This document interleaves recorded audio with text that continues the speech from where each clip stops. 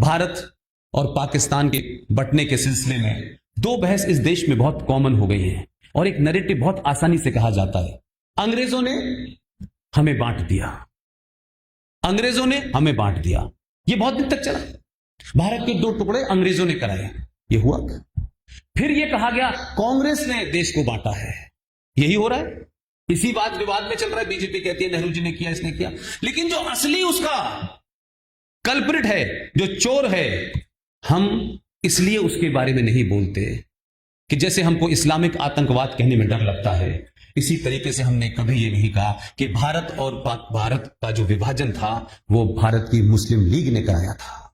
और भारत का विभाजन की इंप्लीमेंटेशन जरूर हुआ हो 15 अगस्त 1947 को, लेकिन 1940 में 23 मार्च 1940 को लाहौर के अधिवेशन के अंदर एक रेजोल्यूशन पास हुआ, मुस्लिम लीग का अधिवेशन था, और उसमें कहा गया कि पाकिस्तान बनेगा। तो 1940 में पाकिस्तान बनने की नींव रखी गई थी भाई।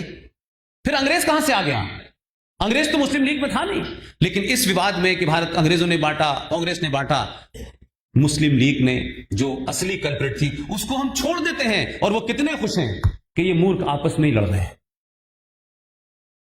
उसका क्या अंदाजा नहीं है कि 40 में जब ये अनाउंस हो गया तो बहुत सारे सियालकोट तक वो ट्रेन आती थी, जम्मू से चल के, कोई और दूसरा रास्ता नहीं था। तो बहुत सारे समझदार लोगों को लगा, एक महिला पीछे खड़ी हुई है, इतने युवा लोग हैं दुर्ग में, कोई सीट दे दे और आपको सीट ना मिले तो यहां पे आके बैठ जाए आप, कोई मसला नहीं है, बैठने से ही मतलब है ना। प्लीज कोई महिला अगर इस हॉल में खड़ी हो तो ये बड़े उसकी बात है, इतने सारे युवा लोग हैं।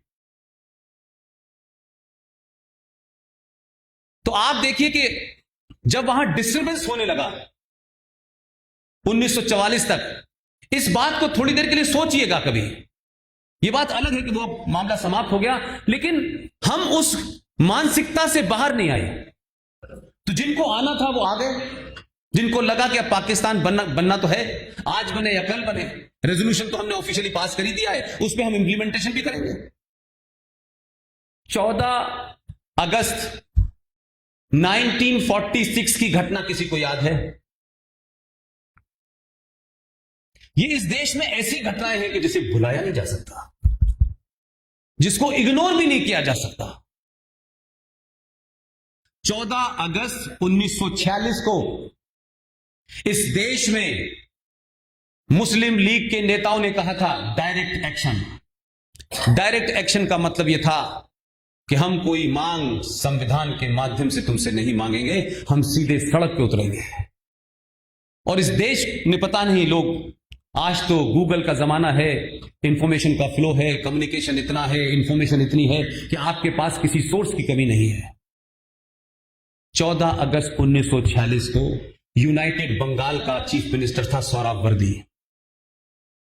उस सोहराब वर्दी ने, देखिए कि जो उस वक्त भी लोग थे जिनको बार बार कहा जाता है कि हम एक थे, हमने सारी लड़ाई आजादी की एक साथ लड़ी, इस बड़े झूठ को मैं फ्रॉड ही कहता हूं। सोहराब वर्दी यूनाइटेड बंगाल का चीफ मिनिस्टर था। उसने अपनी जो लोकल पुलिस थी, स्टेट पुलिस थी, उसको 3 दिन की छुट्टी पे भेजा। सारे डॉक्यूमेंट अवेलेबल हैं, और कोई डॉक्यूमेंट, मैं बार बार आरएसएस का नाम इसलिए लेता हूं, इस देश में ये एक फैशन हो गया है कि जैसे ही कोई आप तथ्य को कहे तो आपको कॉर्नर करने के लिए इसे आरएसएस का बता दो। कोई ये राइट विंगर है, ये एंटी मुसलमान है भाई, इसलिए झूठी बातें कह रहा है। गूगल के दौर में कुछ छुपाया नहीं जा सकता, और नहीं छुप रहा, इसीलिए लोग जल्दी जल्दी अंदर जा रहे हैं। जो पहला डायरेक्ट एक्शन हुआ, सोहराब वर्दी ने अपने राज्य की पुलिस को 3 दिन की छुट्टी दी और सड़कों पे हिंदुओं का सामूहिक कत्लेआम हुआ। उसकी तस्वीरें आप देखेंगे तो आज का समाज डर जाएगा। खूब खुल्लम खुल्ला, ये मैं इसलिए डेट बता रहा हूं, 14 अगस्त 1946 को भारत में पहला डायरेक्ट एक्शन हुआ मुस्लिम लीग के कहने से, जिसमें हजारों लाखों हिंदू मारे गए।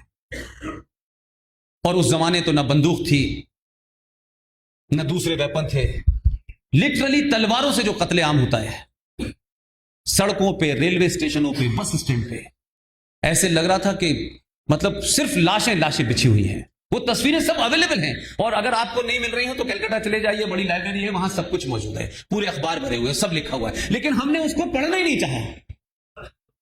मात्र एक साल के अंदर 14 अगस्त 1946 में यह घटना घटती है और 14 अगस्त 1947 को पाकिस्तान बन जाता है। हम किस गलतफहमी के शिकार हैं? बंगाल 2 हिस्सों में टूट जाता है, लेकिन हमने उस तमाम सारी चीजों को लोगों को नहीं बताया। इसी तरीके से पंजाब के अंदर और जो कश्मीर का पूरा बॉर्डर है, वहां से लोग आना शुरू हो गए थे कि अब हालात खराब होने वाले हैं। तो जो समझदार मुसलमान थे वो आ गए, लेकिन जैसी हमारी आदत है, आज भी है, कि जब तक कैराना और मेरठ, मालदा, रामपुर, अलीगढ़ ना हो, तब तक हम अपने घर से दरवाजे से उठ के बाहर नहीं निकलते। जब तक संकट दरवाजे पे आकर के आपको नॉक ना करना शुरू कर दे, जब इतनी देर हो जाती है, तब आप कहते हैं अच्छा अब तो ये हमारे घर आ गए, अब क्या करें? तो या तो आप कंप्रोमाइज कर लेते हैं या मकान बेच के चले जाते हैं। यही हो रहा है। लिहाजा 1944 से 1947 तक, 48 तक पाकिस्तान के साइड वाले कश्मीर में और पंजाब के बॉर्डर से 5600 परिवार आए थे। ये सब सरकारी रिकॉर्ड की बात है, ये कहीं 5 जन में छिपी हुई खबर नहीं है। कोई आरोप नहीं लगा सकता है, इसलिए तथ्यों पे, हिस्टोरिकल, उसको हमेशा टेम्पर मत कीजिएगा। मेरे फेवर में जाए या मेरे खिलाफ जाए, क्योंकि आज की जनरेशन के पास अगर हम कुछ भी गलत कहेंगे, डॉट बराबर भी गलत कहेंगे, तो जिस जनरेशन को आप लोग कहते हैं कि ये युवा जनरेशन है, ये मोबाइल में लगी रहती है, ये पिज्जा खाती है, ये मोमोज खाती है, इनको, वही जनरेशन सबसे बड़ी राष्ट्रवादी है। उसके अंदर के राष्ट्रवाद को समझने की कोशिश कीजिए। अगर कुछ लोग ये समझते हैं कि राष्ट्रवाद का नाम है कि जोर से भारत माता की जय कह जाने से राष्ट्र मजबूत होगा, नहीं होगा। वो चुपके से 35 हटाने की मुहिम से होगा, वो चिल्लाने से नहीं होगा। तथ्यों पे बात कीजिए, जमीनी सच्चाई को समझ के आगे बढ़िए। चिल्लाने से कुछ नहीं होना। तो हुआ क्या कि आपने 44 के बाद जो 5600 परिवार आए थे, यानी उस वक्त के नेता जो अपने आप को कहते हैं अरे क्या बड़े लीडर थे भाई, क्या कद्दावर लीडर थे, लेकिन उन लीडरों की मक्कारी हमने नहीं सुनी कि वो जो 5600 परिवार आए थे, उसमें डोगरा थे, उसमें सिख थे, उसमें गुप्ता जी भी थे, उसमें हिंदू भी थे, उसमें बौद्ध भी थे। खालिस वो 5600 परिवार शुद्ध रूप से हिंदू था, उसमें से एक भी मुसलमान नहीं था। 5600 परिवार, उनके कट डेट आज आप कहते हैं। आप उस वक्त के, उस दौर में जब भारत में अफरा तफरी का माहौल था, तब भी लोगों की निगाहें उस गिद्ध और चील जैसी लगी हुई थी कि हमारा कौन है और पराया कौन है, ये हिंदू है, ये मुसलमान है। और उस वक्त हमारी पूरी राष्ट्रीय लीडरशिप भाई भाई, हिंदू मुस्लिम के नारे लगा लगा करके सिर्फ एक तरफा इस देश में सेकुलरिज्म को मजबूत कर रही थी। वो 44 में आए हुए लोग जो कश्मीर में आकर के कश्मीर के बॉर्डर पर रहने लगे, आपने इसलिए 44 की डेट रखी कि वो जो आर्टिकल 35 था, उसमें ये पहला प्रोविजन था कि राज्य की सरकार को इस बात की इजाजत मिलती है इस आर्टिकल से कि वो तय करेगी कि जम्मू कश्मीर में किसको नागरिकता दी जाए, किसको न दी जाए। तो वो जो 5600 परिवार थे, वो 47-48 तक बेचारे आ चुके थे, उनको कैसे इस परिधि से बाहर रखा जाए। तो उन्होंने कहा कि इसके इंप्लीमेंटेशन की डेट जो आपने 14 मई 1954 को भारत के संविधान में शामिल किए, हम इसको 44 से लागू करेंगे ताकि 44 के बाहर वालों को हम बाहर कर दें। दुनिया का सबसे बड़ा लोकतंत्र, इस लोकतंत्र के नाम पे छोटी छोटी बात पे लोग डेमोक्रेसी पे सवाल करते हैं। अब तो डेमोक्रेसी के नाम पे इस देश के तोड़ने वाले जो हैं, अल्लाह का नाम लेके कहते हैं कि इंशाल्लाह इंशाल्लाह हम तोड़ेंगे। ये ऐसी इस देश में आजादी है। उन लोगों ने आज तक हर भारत के उस आदमी को शर्मसार होना चाहिए था और होना चाहिए, इसमें कोई शर्म की बात नहीं है। मैं भी शर्मसार था, मुझे भी गुस्सा था। यह भारत का लोकतंत्र इतना जबरदस्त लोकतंत्र है कि आप हर बार चुनाव होते हैं, कोई ना कोई कहानी ऐसी सुनते हैं कि फला पहाड़ी पर, सुदूर पहाड़ी पर 2 वोटर रहते हैं। उनका वोट डलवाने के लिए भारत का इलेक्शन कमीशन 8 लोगों को मशीनें लेके ऊपर भेजता है। इतना मजबूत लोकतंत्र है हमारे यहां। हमें लोकतंत्र में मतों की इतनी चिंता है। यह है कि नहीं है? मैं गलत कह रहा हूं? ऐसी खबरें आप पढ़ते नहीं पढ़ते? एक वोटर था फलाने गांव में और हम उसको बड़ा ग्लोरीफाई करते हैं। करना चाहिए, क्योंकि हम लोकतंत्र में विश्वास रखते हैं। लेकिन क्या विश्वास है आपका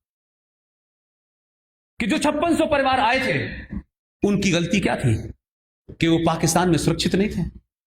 उनको जो रास्ता मिला वो उस रास्ते से जम्मू आ गए। उनकी गिनती 7.5 लाख हो गई और 70 साल में इस प्रावधान ने उनको भारत के मत अधिकार से वंचित कर रखा था। वो जम्मू कश्मीर के नागरिक नहीं थे, वोट नहीं दे सकते थे। 70 साल तक लोकतंत्र के किसी पहरी को चिंता नहीं हुई